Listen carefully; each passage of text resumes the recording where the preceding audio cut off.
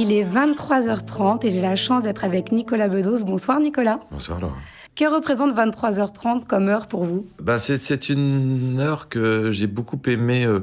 J'ai commencé moi par faire des pièces de théâtre et je me souviens que 23h30 c'était le moment où la pièce se terminait et avec les acteurs, avec parfois le metteur en scène, on partait souper et c'était le début d'une forme de libération, de trac, on refaisait l'histoire de la représentation.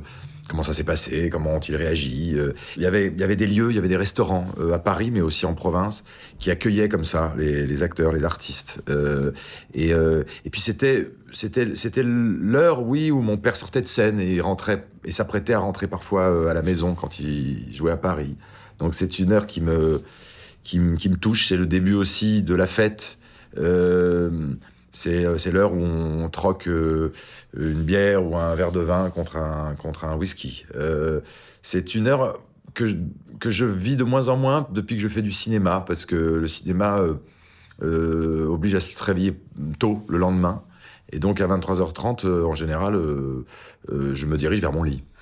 Est-ce que vous êtes ponctuel ? Oui.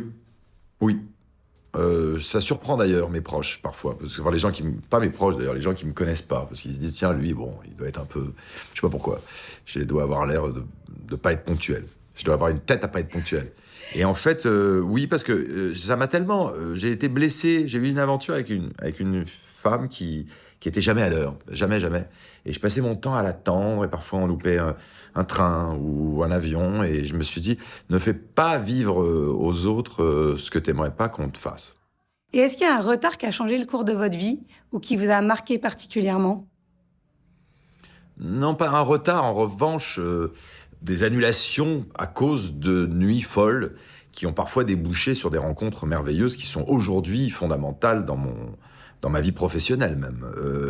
Le fait tout d'un coup d'avoir dit tant pis pour demain matin, je devrais pas dire ça parce que c'est pas du tout un bon conseil à donner aux jeunes, d'avoir une forme de mauvaise vie ou d'inconséquence.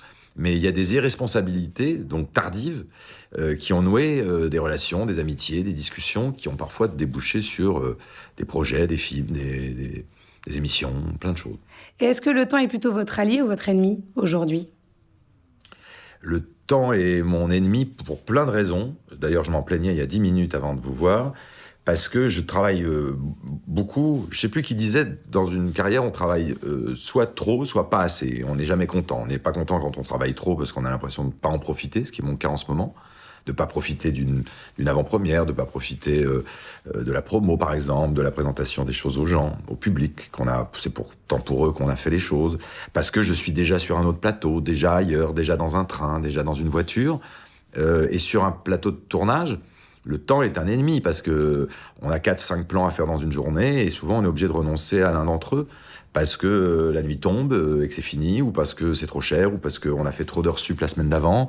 Et donc on passe son temps à regarder sa montre, ce qui est quelque chose que je ne vivais pas quand j'écrivais, ou quand je faisais de la télévision, quand j'écrivais pour le théâtre. Parce qu'au théâtre, on a 3 mois de répétition et on peut continuer, on n'a pas d'horaire de fin. Sur un plateau de cinéma, à un moment donné, il faut libérer les figurants, il faut libérer la technique, il faut s'arrêter de tourner. Et quel est le temps que vous aimeriez arrêter ou ralentir ? Rétrospectivement, c'est exactement le sujet de mon précédent film, Ma Belle Époque. Il y a plein de moments de ma vie que j'aimerais retraverser ou ralentir. Je suis atteint de cette névrose proustienne qui consiste à vouloir en permanence revivre certains épisodes de sa vie. Le temps que j'aimerais ralentir, c'est celui que j'ai partagé avec les gens que j'aimais, aussi bien dans ma famille que dans mes amours. Et le temps, justement, que vous aimeriez accélérer ? Celui de la mise en place de certaines lumières pour une scène, qui est souvent à un moment qui crée de l'impatience, aussi bien chez les comédiens que chez moi. Parfois, sur un plateau, on s'ennuie. C'est d'ailleurs ce que découvrent les gens qui partagent ma vie.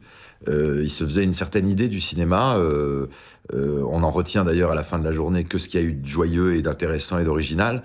Mais en vrai, une journée d'un film, notamment un film avec des nécessités techniques, c'est beaucoup d'attente. Et donc ce temps-là, j'adorerais l'accélérer. J'adorerais dire, tiens, la lumière est faite, il n'y a plus qu'à tourner, action, tout le temps. Non, entre deux actions, il y a il faut remaquiller, raccorder, peaufiner.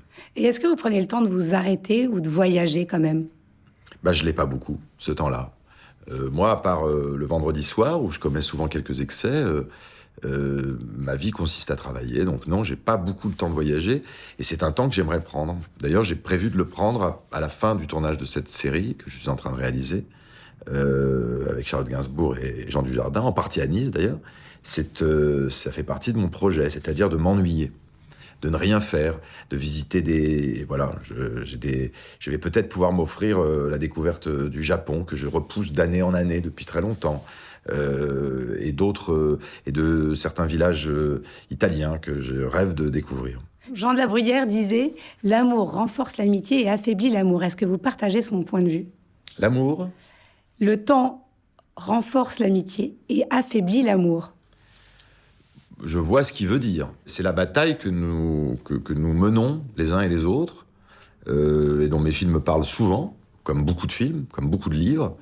C'est de faire en sorte que le temps en amour soit un allié et non pas une sorte d'été noir. Oui, on s'exaspère plus facilement au bout de 2 ou 3 ans, parce qu'on a un peu eu tendance à oublier la force de nos qualités. Ce qui est magnifique, et j'ai connu ça, et puis j'ai entendu des gens le dire, quand tout d'un coup les défauts deviennent des qualités, c'est un miracle qu'il faut applaudir. Vous n'avez plus de temps pour? Je n'ai plus de temps en ce moment, depuis, je dirais, 5 ans, je n'ai plus beaucoup de temps pour m'ennuyer. Et je le regrette, un peu.